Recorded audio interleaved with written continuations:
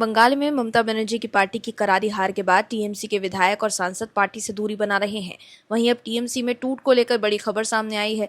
ऐसा लग रहा है जैसे बंगाल में अब ममता बनर्जी की पार्टी में सिर्फ 20 विधायक ही बचेंगे और सांसदों की बात करें तो टीएमसी के 20 सांसद बीजेपी के साथ जाने के लिए तैयार है। ऐसा दावा बीजेपी कर रही है। ऐसे में लोकसभा में बीजेपी के सांसदों की संख्या 240 से बढ़कर 260 तक पहुंच सकती है। वहीं अब सवाल यह है कि क्या सायोनी घोष भी कार्यवाही के डर से पाला बदलने की तैयारी में है, क्योंकि अभिषेक बनर्जी पर हुए हमले के बाद सायोनी घोष के तेवर नरम पड़ गए हैं। वो बीजेपी का नाम लेकर हमला नहीं कर रही। सायोनी घोष ने हमले की निंदा जरूर की है, मगर उन्होंने बीजेपी का नाम नहीं लिया है। बीजेपी पर निशाना साधने के मामले में सायोनी घोष चुप है। ऐसे में इसको लेकर टीएमसी के प्रवक्ता कुणाल घोष ने अपनी ही पार्टी के कई नेताओं की चुप्पी पर सवाल खड़े किए हैं। कुणाल घोष की नाराजगी इस बात पर है कि इतने बड़े मामले के बावजूद टीएमसी के कई सांसदों, विधायकों, पार्षदों की ओर से कोई रिएक्शन नहीं दिखाई दिया गया। कुणाल घोष ने कहा कि अगर राज्य में तृणमूल कांग्रेस की सरकार होती तो इन्हीं लोगों का रवैया और बयानबाजी पूरी तरह अलग होता। वहीं अब बताते हैं आपको कि कैसे टीएमसी के विधायक और सांसद पार्टी से दूरी बना रहे हैं, जिससे ममता बनर्जी तिलमिला गई हैं। दर्शकों, अभिषेक बनर्जी और कल्याण बनर्जी पर हमले के बाद टीएमसी के सांसद और विधायक समझ गए हैं कि पार्टी से बंगाल की जनता काफी नाराज है। बंगाल के लोग ममता बनर्जी और उनके लाडले भतीजे द्वारा 15 सालों तक किया गया अत्याचार भूले नहीं है।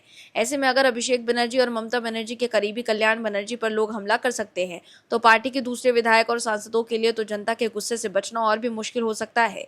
यही वजह है कि टीएमसी के विधायक पार्टी से दूरी बना रहे हैं। दरअसल टीएमसी सुप्रीमो ममता बनर्जी की ओर से रविवार को कालीघाट में बुलाई गई बैठक पूरी तरह से विफल रही। खबर के मुताबिक टीएमसी के 80 विधायकों में से केवल 20 विधायक ही मौजूद थे।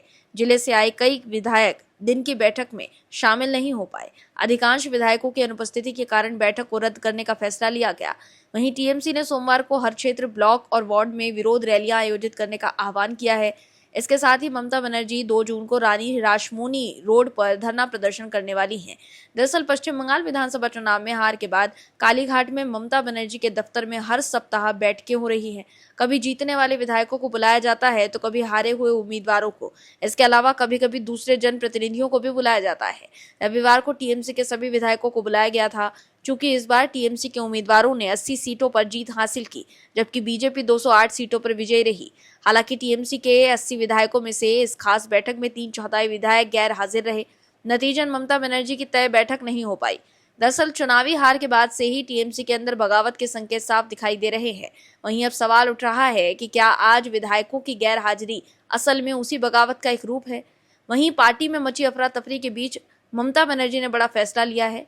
दरअसल विधायक ऋतुव्रता बनर्जी और संदीपान साहा को टीएमसी से निष्कासित कर दिया गया है। ऋतुव्रता बनर्जी उलबेरिया पूर्व से विधायक हैं और संदीपान साहा एंटाली से टीएमसी के विधायक हैं।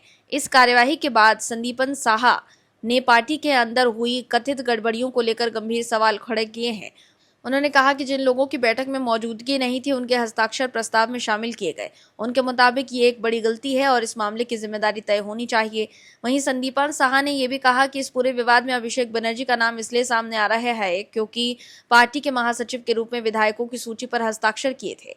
उनका कहना है कि जिस सूची पर हस्ताक्षर किए गए उसमें कई तरह की गलतियां थी, इसलिए इस मामले में सवाल उठाना स्वाभाविक है। उन्होंने ये भी कहा कि सूची की जांच और सत्यापन की जिम्मेदारी अभिषेक बनर्जी की थी, लेकिन वो इस जिम्मेदारी को सही तरीके से निभाने में सफल नहीं रहे। तो देखा आपने कैसे टीएमसी में घमासान मच गया है। टीएमसी सांसद सायोनी घोष भी अब इस तेवर के साथ बीजेपी पर निशाना नहीं साध रही हैं, जैसे पहले वो बीजेपी को लेकर हमला करती थी।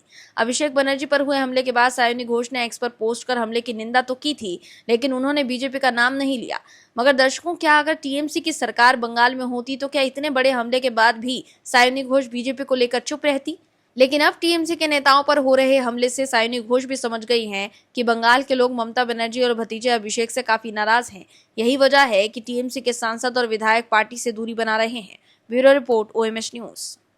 आप दर्शकों से विनम्र निवेदन है कि चैनल को सब्सक्राइब जरूर करें